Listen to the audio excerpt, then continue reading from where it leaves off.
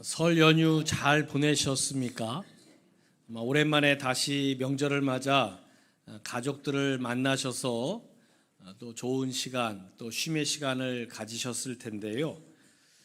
특별히 부모 되신 우리 성도 여러분, 여러분 가정 안에서 여러분은 어떤 부모이신지 우리가 명절을 보내면서 다시 한번 돌아볼 수 있기를 바랍니다.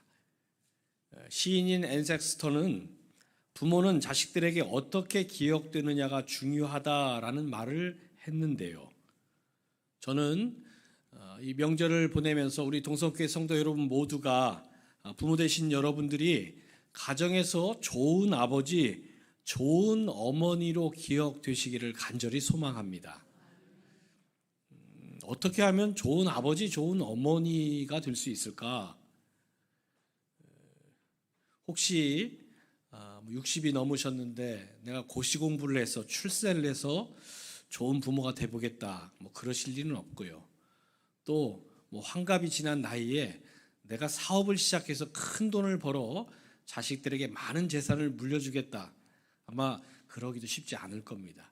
그러면 내가 좋은 부모가 될 수 있는 길은 없는가? 있습니다. 어떤 길이냐? 좋은 아버지, 어머니는 꼭 세상적인 지위가 높지 않아도, 많이 배우지 못했어도, 또 많은 재물을 갖고 있지 않아도 가능합니다. 어떻게 가능하냐? 신앙 안에서 좋은 아버지, 좋은 어머니가 되는 것입니다. 이스라엘 백성들이 하나님을 찾을 때 뭐라고 하나님을 부릅니까? 구약을 보면 아브라함의 하나님, 이삭의 하나님, 야곱의 하나님, 이렇게 하나님을 부릅니다. 저는 그 구절을 읽을 때마다 우리 동성교회 성도 여러분들도 여러분의 자녀 손들이 하나님을 부를 때 내 아버지의 하나님, 내 어머니의 하나님, 내 할아버지의 하나님, 내 할머니의 하나님이라 이렇게 이스라엘 백성들처럼 부를 수 있었으면 정말 좋겠습니다. 그런 아버지, 그런 어머니가 되시기를 주님의 이름으로 축원합니다. 그런데 그건 바란다고 해서 저절로 되는 것은 아닙니다. 좋은 아버지, 좋은 어머니가 되려면 본받아야 할 만한 롤 모델이 있어야 하는데요. 그런 점에서 오늘 본문에 나오는 다윗은 좋은 롤 모델이 될 수 있습니다. 왜 그렇습니까? 하나님 보시기에 참 좋은 아버지였기 때문입니다. 왜 좋은 아버지였느냐? 지난주에 말씀드린 것처럼 아들 압살롬이 반란을 일으켜서 다윗이 황급히 피신을 해야 했습니다.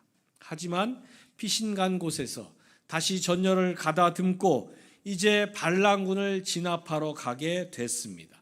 오늘 본문 1절로 4절을 보면 다윗은 위대한 장군 출신답게 부하들을 또 여러 그룹으로 나누고 치밀한 작전을 짜면서 군대를 지휘합니다.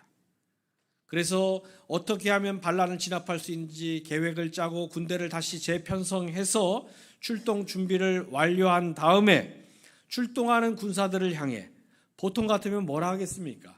잘 싸우고 돌아오라, 승리해서 돌아오라, 이런 덕담을 할 법한데 오늘 말씀을 보니까 다윗은 진압하러 출동하는 군대를 향해 이렇게 말하고 있는데요. 5절 상반절을 보십시오. 왕이 요압과 아비새와 이때에게 명령하여 이르되 나를 위하여 젊은 압살롬을 너그러이 대우하라 하니, 아들 압살롬을 젊은 압살롬이라고 표현했습니다. 압살롬이 뭘 했습니까? 아버지를 죽이고 나라를 차지하려고 반란을 일으켰지 않습니까? 정말 패왕무도한 아들입니다. 그래서 이 아들 그냥 압살롬이라고 해도 시원찮을 판입니다. 그 앞에 욕 몇 마디쯤 부딪혀서 어쩌어쩌한 압살롬 해도 이 다윗의 입장에서는 충분히 그런 말 할 수 있습니다. 그런데 오늘 말씀을 보니까 젊은 압살롬이라고 표현했습니다. 여기서 젊은이라는 이 단어는 생물학적 나이를 말하는 게 아닙니다. 히브리어로 나르라는 단어를 썼는데요. 그 원뜻을 보면 아직 철이 없는 부족한 그런 뜻을 가지고 있습니다. 즉 자기 아들이 아직 철이 없고 부족하니까 너그럽게 대해주고 절대로 죽이지는 말아달라고 당부하고 있는 것입니다. 여러분, 아버지니까 당연히 그런 말 할 수 있지 않느냐 그렇게 생각하실 수 있는데요. 아닙니다. 다윗은 그냥 평범한 아버지가 아니라 왕입니다. 아들 압살롬이 한 행위는 뭡니까? 그냥 아버지 말을 안 듣거나 집안 재산 좀 축내는 그런 게 아니라 아버지를 죽이고 왕권을 빼앗아서 그 나라의 왕이 되려고 한 패양무도한 지금 행위를 벌이고 있는 것이지요. 역사를 보면요, 쿠데타를 일으킨 아들은요 반드시 죽임을 당합니다.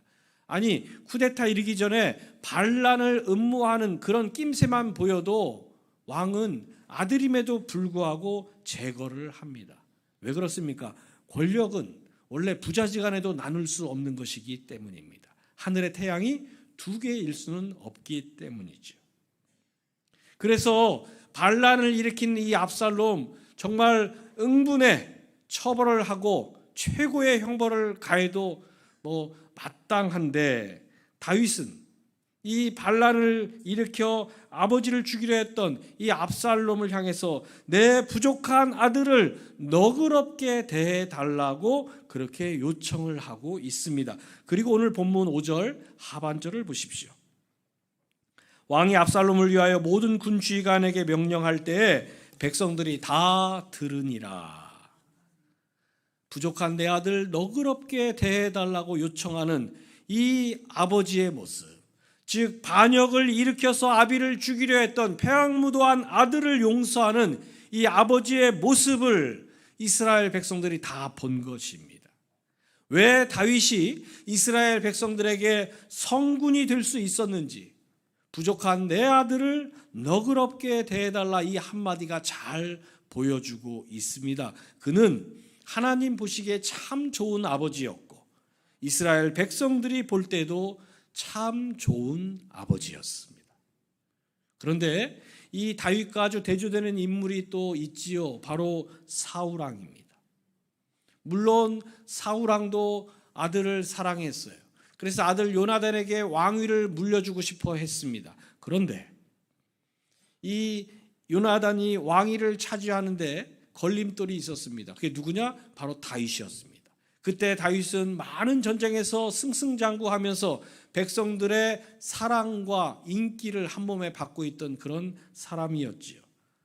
아들 요나단이 왕이 되려면 저 정적이 될 수 있는 다윗을 제거해야만 아들이 온전한 왕이 될 수 있다고 판단한 사울은 다윗을 제거하려는 그런 계획을 세웁니다. 그러자 이걸 알아챈 요나단이 어떻게 했느냐? 아버지를 도운 게 아니라 다윗에게 이 사실을 알려주고 그를 피신시켜 주었습니다. 이걸 알게 된 사울 불같이 화를 내면서 바보 같은 천치 같은 그 아들 요나단에게 이 패역무도한 계집의 소생아, 이렇게 화를 냈습니다.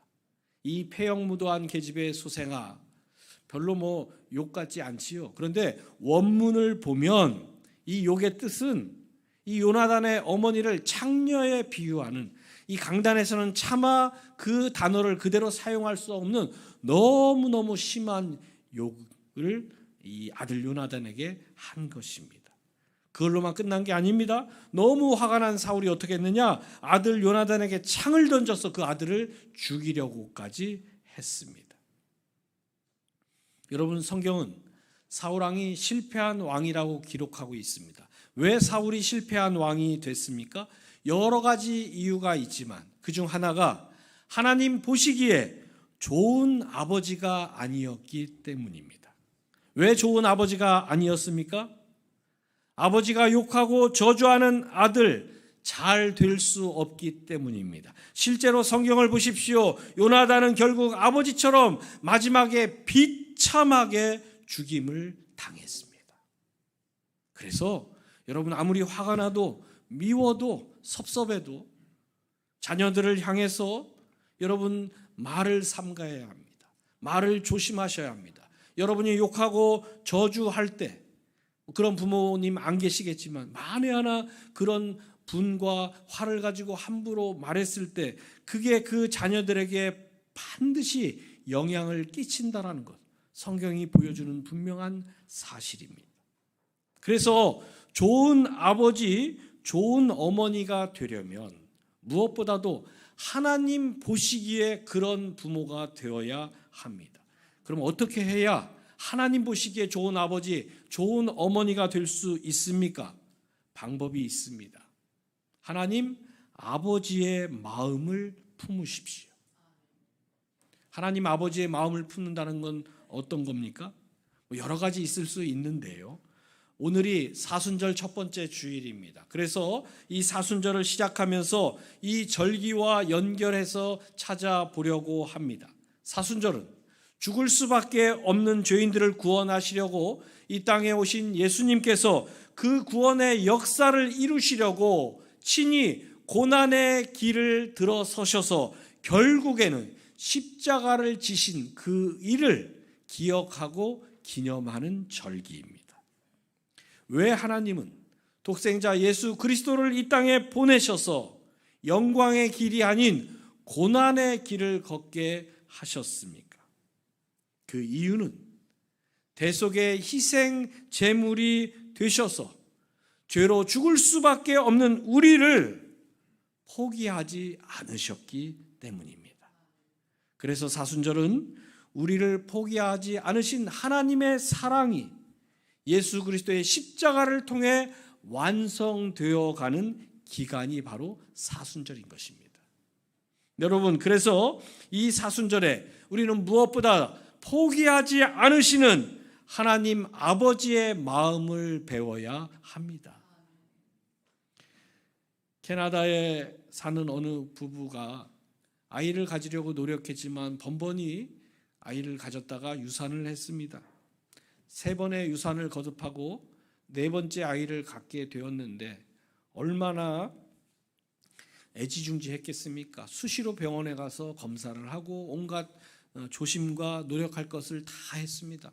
그렇게 몇 달을 문제없이 보냈는데 몇 달 후에 병원에 가서 정기 검사를 받고는 의사에게 충격적인 소식을 듣습니다. 뱃속 아기의 뇌가 골 밖으로 나와 있는 심각한 기형을 발견했다는 거예요. 그리고 이런 경우는 태어나서 15분 안에 죽게 된다는 겁니다. 그래서 의사가 그 태아를 인공 유산하라고 권유를 합니다. 그건 윤리적으로도 문제가 아니고 법적으로도 아무 문제가 되지 않는다. 그 이야기를 부모님과 가족들에게 했더니 가족들도 태어나자마자 죽을 게 뻔한 아이를 끝까지 출산할 필요가 있겠느냐. 의사의 말대로 하면 좋겠다.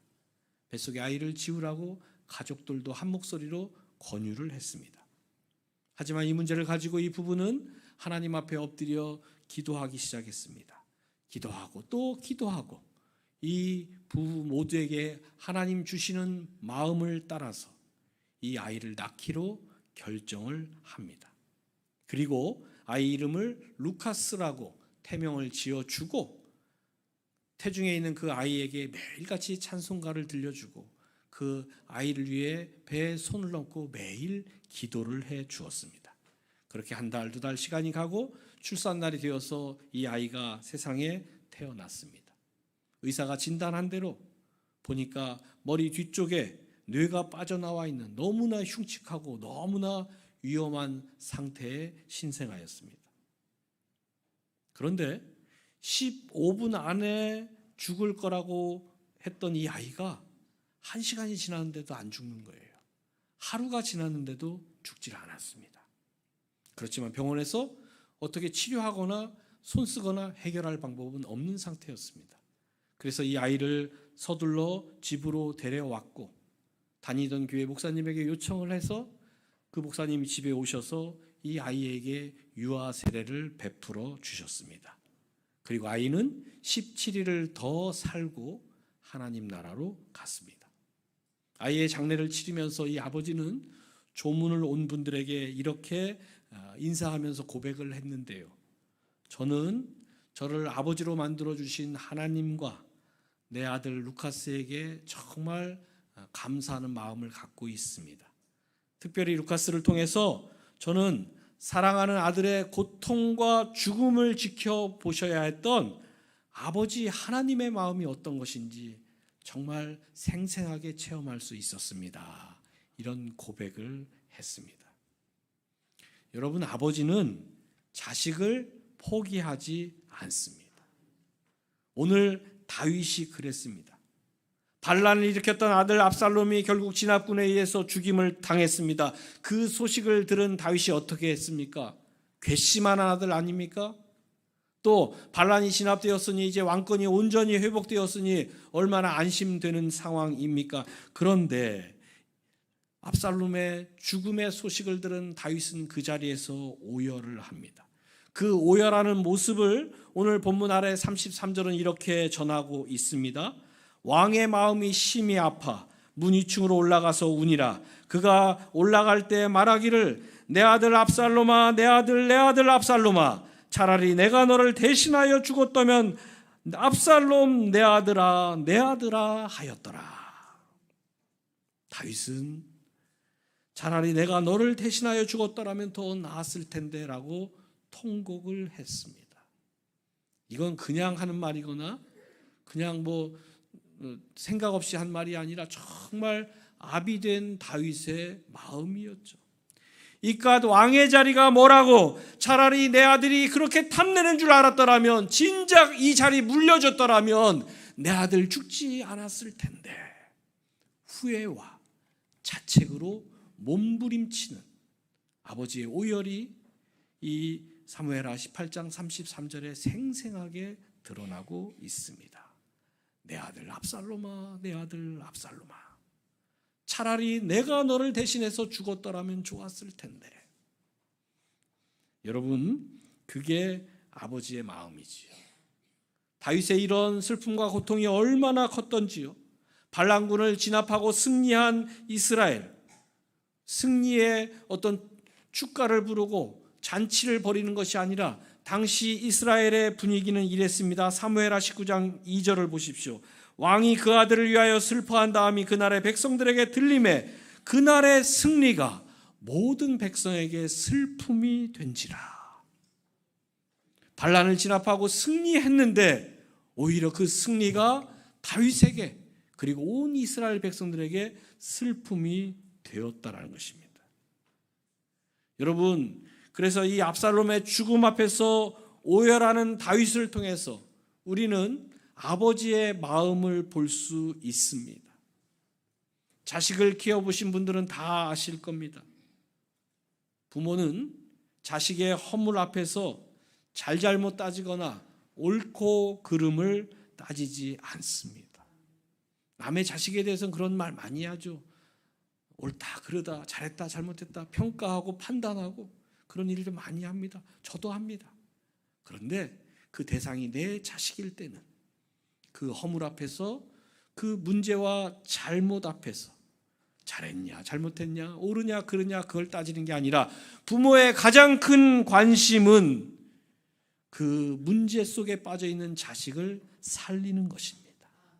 다른 걸로 안 되면 나를 바쳐서라도 살리길 원합니다. 그게 바로 아버지의 마음이고 그 마음을 실천한 사건이 바로 예수 그리스도의 십자가 사건입니다.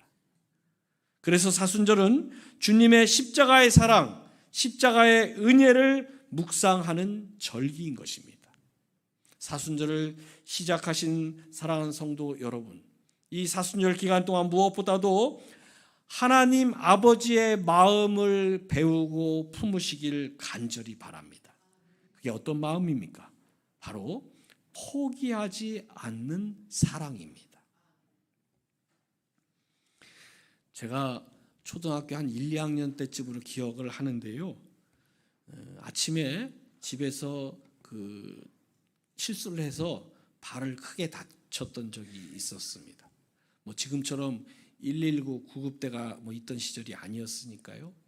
출근 준비를 하시던 아버지가 놀래서 저를 자전거 뒤에 태우고, 아버지가 자전거로 출퇴근을 하셨으니까요, 뒤에 태우고 시내에 있는 병원으로 달려가셨습니다. 그런데 너무 이른 시간이니까 병원들 문이 다 닫혀 있는 거예요. 뭐 병원이라고 해봐야 조그만 동네 의원들이었는데요, 문을 아무리 두드려도 반응이 없으니까 다시 자전거를 몰고 또 인근의 다른 병원으로 달려가서 또 문을 두드리고, 제 기억에 한 4군데, 한 5군데는 그렇게 돌아다녔던 것 같습니다. 그렇게 여러 곳을 돌아다니다 결국 문을 열어주는 병원이 있어서 그곳에서 치료를 받았던 그런 기억이 있습니다. 오늘 말씀을 준비하면서 정말 오래된 일인데 그 일이 다시 생각이 났습니다. 왜 생각이 났느냐? 저를 자전거 뒤에 싣고 이 병원 저 병원 돌아다니며 문을 두드리던 그 아버지의 모습 속에서 포기하지 않으시는 하나님 아버지의 모습을 볼 수 있었기 때문입니다. 여러분, 하나님은 포기하지 않으시는 분입니다.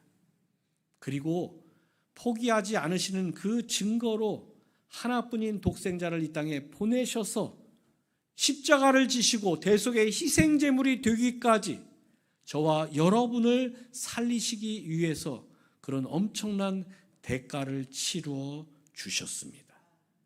그래서 이 사순절을 시작하며 포기하지 아니하시는 아버지를 여러분 배우시기 바랍니다.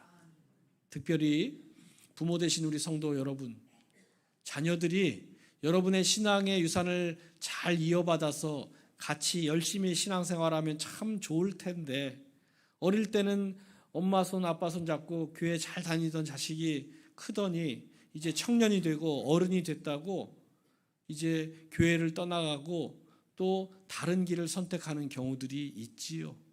아마 많이 속상하시고 이제 다 큰 자식 어떻게 할 수 없어서 포기하는 지경에 이른 분들도 계실 겁니다. 그런데 부탁드립니다. 포기하지 마십시오. 하나님이 여러분에게 원하시는 모습입니다. 포기하지 않고 그 자녀들을 위해서 하나님 앞에 다시 돌아올 수 있도록, 하나님 만날 수 있도록 계속 기도하십시오.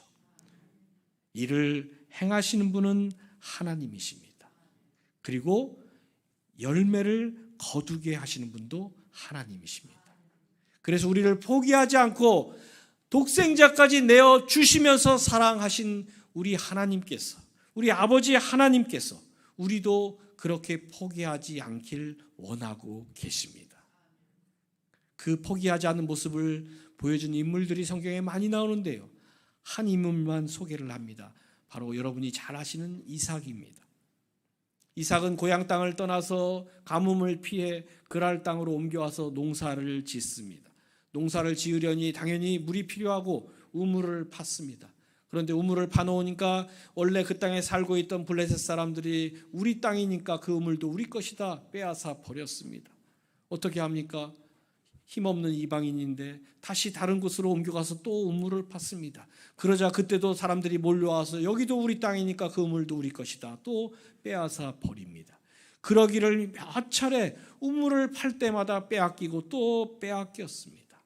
그 정도 됐으면 실망해서 포기할 법도 한데 창세기를 보십시오.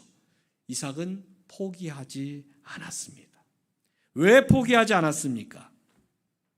블레셋 사람들이 우물을 거듭거듭 빼앗았지만 물이 나오게 하시는 분은 하나님이시라는 것을 이삭이 믿었기 때문입니다.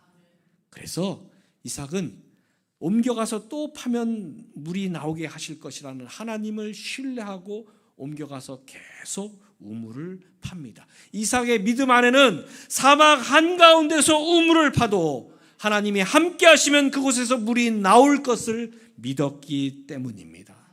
그래서 포기하지 않은 거예요. 여러분, 사람들은 우물을 어디에 파느냐에 관심을 많이 기울입니다. 그래서 수맥을 찾기도 하고요, 또 땅의 지세를 보면서 물이 잘 나올 만한 그런 곳을 찾아 헤매기도 합니다. 하지만 이삭이 볼 때 정말 중요한 것은 어디에 우물을 파느냐가 아니라 어디에 우물을 파더라도 하나님이 함께 하시느냐, 이게 정말로 중요하다는 것을 알았기 때문에 포기하지 않았던 것입니다. 하나님이 함께 하시면 여러분, 사막에서도 물이 나올 줄로 믿으시고 황무지에서도 물이 나올 줄로 믿으시기 바랍니다. 그래서 하나님이 우리에게 기대하시는 것은 대단한 것을 요구하시는 게 아니라 포기하지 말라는 것입니다. 왜 그렇습니까? 이를 행하신 분은 하나님이시기 때문입니다.